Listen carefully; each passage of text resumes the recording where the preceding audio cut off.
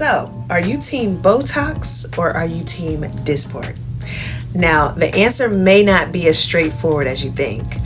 I'm Erica Cook, nurse practitioner and owner of Mantra Aesthetic Studio in Virginia Beach, Virginia. And today we're going to break down the similarities between Botox and Dysport. Now, we already know that Botox is the #1 cosmetic treatment in the United States. But don't sell yourself short by not considering the other options, as they are firm competitors in the neurotoxin realm. So let's talk about it. Okay, y'all. So both Botox and Dysport are the same botulinum toxin A, and they work the same in the muscle. They stop muscle activity to stop the formation or the further formation of fine lines and wrinkles. However, there are some nuances and differences that a provider would encourage you to lean more towards one or the other. So let's start with Dysport.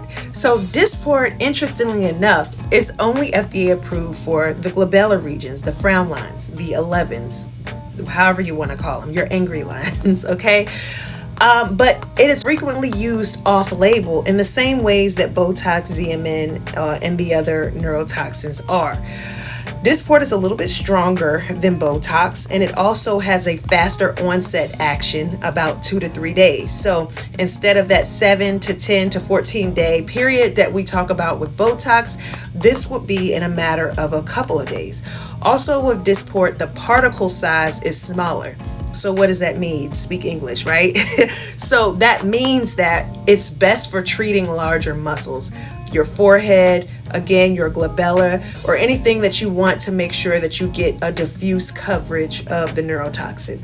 And it gives a great subtle lift to those areas. So another difference with Dysport is that it is a 3-to-1 ratio to a Botox particle. What does that mean? Every 3 units of Dysport equals 1 unit of Botox.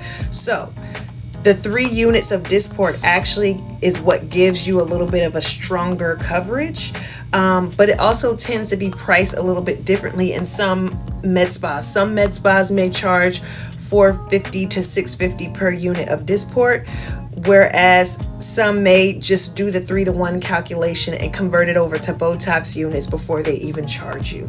So this is why you would see a different price range for Dysport than Botox. Okay, so let's get on Botox. Now, y'all know I love me some Botox because it's tried and true. It is the original, the OG, and it's been around the longest and is the most researched and studied.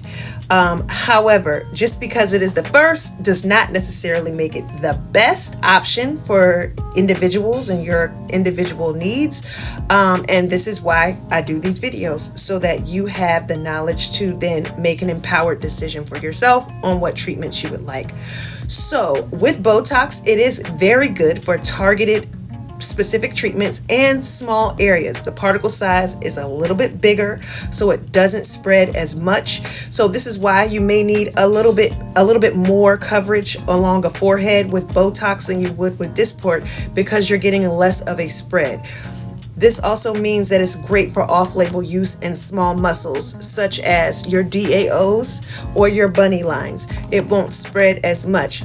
Now, is there a way to do this treatment with Dysport? Absolutely, but it takes an experienced injector to know those approaches to make sure that the Dysport isn't spreading as much.